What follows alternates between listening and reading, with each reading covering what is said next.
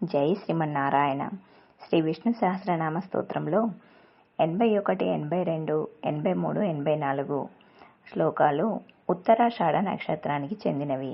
ముందుగా 81వ శ్లోక నామార్థాలు.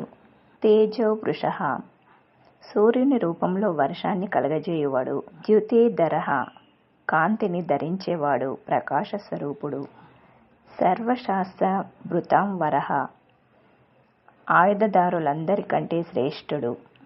ప్రగ్రహః, భక్తులిచ్చే కానుకల్ని అత్యంత ప్రీతితో స్వీకరించేవాడు. నిగ్రహః, నిగ్రహించేవాడు, సమస్తాన్ని అదుపు చేయగలవాడు. వ్యాగ్రహః అంటే అంతం లేనివాడు. ఇంకో అర్థంగా భక్తుల ప్రార్థనలను మన్నించడంలో శ్రద్ధ చూపేవాడు. నైక శృంగః, 4 శృంగాలు కలవాడు. శృంగాలంటే కొమ్ములు. గదగ్రజః, మంత్రం ద్వారా వ్యక్తమయ్యేవాడు. ఇంకో అర్థంగా నిగదం అంటే మంత్రం. వసుదేవుని ఇంకో భార్య పేరు సునామ. అతని కొడుకు గదుడు. గదుడికి అగ్రజుడు అంటే అన్నగా జన్మించినవాడు. ఇప్పుడు 82వ శ్లోక నామార్థాలు. చతుర్మూర్తి, 4 రూపాలుగా ప్రకాశించువాడు. చతుర్బాహుః, 4 చేతులు కలవాడు. ఈ నామం వాసుదేవునికి ప్రతీక. చతుర్వ్యూహః, 4 వ్యూహాలు కలవాడు.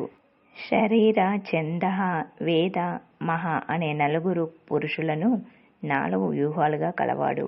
చతుర్గతిః, కర్మ, భక్తి, జ్ఞాన, యోగం అనే 4 మార్గాలలో పొందదగినవాడు. చతురాత్మ, చతురత గల ఆత్మ కలవాడు.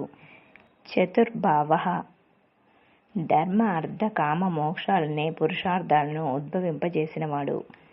చతుర్వేదవిత్ అంటే భగవంతుడు 4 వేదాల ద్వారా యథార్థ సారాన్ని తెలుసుకున్నవాడు. ఏకపాత్ అంటే ఒకే పాదం కలవాడు. అంటే భగవంతునిలో ఒక్క అంశనే ఈ సమస్త జగత్తుగా వ్యాపించి ఉంది. జై శ్రీమన్నారాయణ. మిగతా శ్లోకాల నామార్థాలు తర్వాత భాగంలో విందాం.